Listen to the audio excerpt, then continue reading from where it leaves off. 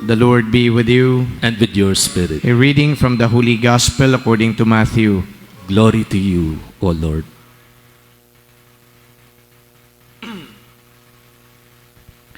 Jesus said to his disciples, Amen, I say to you, it will be hard for one who is rich to enter the kingdom of heaven. Again, I say to you, it is easier for a camel to pass through the eye of a needle than for one who is rich to enter the kingdom of God. When the disciples heard this, they were greatly astonished and said, Who then can be saved? Jesus looked at them and said, For men, this is impossible, but for God, all things are possible. Then Peter said to him in reply, We have given up everything and followed you. What will there be for us? Jesus said to them, Amen, I say to you, that you who have followed me in the new age, when the Son of Man is seated on his throne of glory, will yourselves sit on 12 thrones, judging the 12 tribes of Israel. And everyone who has given up houses, or brothers, or sisters, or father, or mother, or children, or lands, for the sake of my name, will receive 100 times more, and will inherit eternal life. But many who are first will be last, and the last will be first. The Gospel of the Lord. Praise to you, Lord Jesus Christ. Saint Ezekiel Moreno was raised to the altar of the saints, but before he became one, he was here in the Philippines ministering to the Filipinos. He was a member of the Agustinian Recollects, and he was assigned in Palawan, in Mindoro, and he was known to be a patron saint for cancer patients. And during the time that he was here, many cures were already reported because of many people who prayed to him. And it was also because God's grace perhaps was at work in him. So Saint Ezekiel Moreno was not just an ordinary pastor, but as a pastor, he let God do everything for the people. He became God's instruments of bringing joy, the good news to the people, so much so that many Filipinos at that time gravitated also not towards him, but towards God. And Saint Ezekiel Moreno, after his stint here in the Philippines, became a bishop in Colombia. And after he died, again, many miracles attributed to him happened. But talking about miracles attributed to him, perhaps it is also good to emphasize that it is not Ezekiel Moreno who cured these patients himself. It is God who is the greatest healer. And I'd like to emphasize here that the likes of Ezekiel Moreno was God's instrument because perhaps of their holiness of life, their affinity to the people, and their love for the people, they were chosen by the Lord to be God's instruments so that graces and blessings may be given to the people. And we have to understand also that because of his affinity to the Filipinos, Ezekiel Moreno was beatified here in the Philippines at Santo Domingo. And he was canonized as a saint by Pope John Paul II in 1992. So relatively, he is a young saint. But then today, as we celebrate this Mass, we are entering into God's mystery of healing, of redemption. And I think the most important thing to remember when we're speaking of healing is that it is not only healing of physical bodies, but it is also healing of our minds, especially of our souls. So much so that this healing always leads to God. So isipin po ninyo, kapag nagdadasal ka, humingi ka ng tulong, pinagaling ka physically, pero pagkatapos mong gumaling, doon mo napapagtanto na ang lahat na ito ay galing sa Diyos. Kaya naman tayo mismo ay lumalapit sa Diyos. So yung ganong mga gawain, o mga pangyayari sa buhay natin would always lead us to God. Hindi ko lubos maisip kung pagkatapos na maraming biyaya na natatanggap ang tao, ay hindi pa niya ma-realize na ang Diyos ay kumikilo sa kanya. Hindi ko lubos maisip na hindi pa niya ma-realize na dapat niyang kumapit sa Diyos dahil ang Diyos ang siyang gumagawa ng paraan upang mapabuti ang kanyang buhay. Hindi lamang pagalingin sa pisikal na pangangatawan, kundi pagalingin sa buong pagkatao.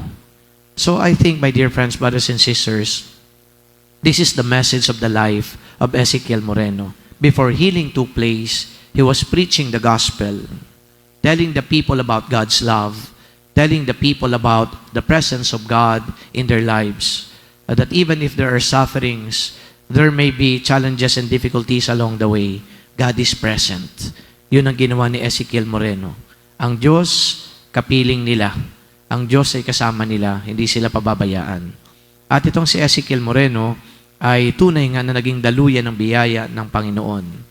Kaya naman, ngayon ay atin siyang pinararangalan dahil siya ay hinirang ng simbahan upang maging huwaran nating lahat. Huwaran sa kabanalan, huwaran sa pagkakawang gawa, huwaran sa pagmamahal sa kapwa. So, ngayon po na tayo ay nagtitipon-tipon upang magnilay sa buhay ni Ezekiel Moreno, napakalinaw naman po ng hinihiling sa atin o hamon sa atin ng Diyos. Unang-una na ay hindi tayo nabubuhay para sa sarili lamang at tayo ay nakikipag-ugnayan sa ating kapwa. At sa ating pakikipag-ugnayan sa kapwa, naroroon saan ang tunay na pagmamahal sa kanila. Kagabi po, nag-uusap kami ni Father Matthew at ang pinag-uusapan namin ay yung apostolate na ginagawa niya para sa mga kabataan, yung mga biktima ng karahasan, biktima ng mga pang-aabuso, yung mga kabataan na nakikita natin sa kalsada. Alam po natin na yun ang kanyang buhay. Buhay yan ni Father Matthew. And then I shared with him that, so many priests just simply preach about helping the poor, loving the poor. And these are just words. But you, Father Matthew, I told him, you are doing the words. You are putting into practice what God has really told us to do. Kami, sabi ko sa kanya, kami na mga pare, ay siguro paminsan-minsan nakakatulong, pero ikaw yung buhay mo pagtulong sa kapwa. At yun ay nai-relate ko nga kay Saint Ezekiel Moreno. Dahil hindi lamang nagsasalita para kumbinsihin ang tao na lumapit sa Diyos, na ang Diyos ay siyang ating tanggulan, kundi sa pamamagitan ng gawa. Kaya lalong napamahal ang mga tao sa Diyos. Lalo nilang nakita ang mukha ng Diyos sa mga kataong katulad ni Ezekiel Moreno at ni Father Matthew.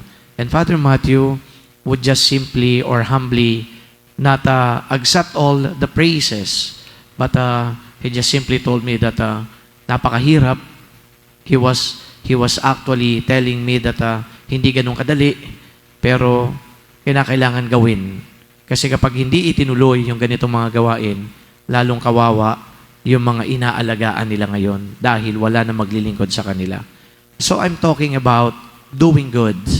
I'm talking about serving the people. I'm talking about taking care of the least, the last among us. And it is something that we should do every day of our life. We may not look at the street dwellers. We may not look at the poor outside of our abode. Pero yung sinasabi natin ditong pagkalinga, pagmamahal, pag-aaruga, kahit sa loob ng bahay, magagawa natin yan. Unahin natin, lalong-lalo na yung mga magulang natin na nagkakagulang na, tumatanda na, minsan nagkakasakit. Kung yung mga magulang natin mismo ay hindi natin maalagaan, what good is that? You may be doing a lot of good things to others, and you may be reaping success in your life. But then, hindi natin makita yung pangangailangan ng mga mahal natin sa buhay dahil masyado tayo nakatutok doon sa ating mga gawain. What good is that? So we don't need to go outside in order to seek out the poor, the least or the last among us. Even in the confines of our homes, merong mga naghihintay ng ating pagkalinga. So yung mga katulad din na Father Matthew, kakaiba. Yung katulad ni Father Ezekiel Moreno, kakaiba. Pero tayo, in our own little way, we can live according to this will of the Lord to take care of the poor. And of course, isa pang nakikita ko dito, hindi naman lahat ay parang magiging santo o di kaya intercessor na kapag nagdasal o kapag dinasalan ay mapangyayari yung mga idinadasal. Tayo ay mga buhay pa. Di tayo yung mga tipong katulad ni Ezekiel Moreno na kapag dinasalan, ay eto, magagamot, magagaling yung mga may cancer. Pero ang point ko lang dito is, we pray also for others. Sometimes, we're too focused, di ba? We're too engrossed in really looking after our own needs. So much so that when we kneel down, we always tell the Lord about our needs. It is also good to pray for others. Nung sinabi ko na intercessor, itong si Ezekiel Moreno, naging instrumento ng Diyos para gumaling ang mga may sakit, lalong-lalo na yung mga may mga cancer. Ang ibig sabihin niyan, tayo din naman ay magdasal para sa iba. Yes, we have our own needs, but it is also good to pray for the needs of others. Kaya makita ninyo pag nagbimisa, hindi lang naman yung intention ko ang dinadasal ko. Kapag nagbimisa, we offer to the Lord also your intentions. Whatever it is that you want to bring up to the Lord, we pray so that the Lord may listen to you, so that the Lord may look down upon you and give you what you truly need and what will be good for you. At ang panghuli, yung holiness. Holiness cannot just be achieved overnight. Naalala ko itong si Pope Francis, sinabi niya, there is a middle level or middle class of holiness. Hindi ito yung tipong ginugol mo yung buhay mo sa pagdarasal, araw-araw. O hindi kaya yung mga martir na nagpakamatay para sa Diyos.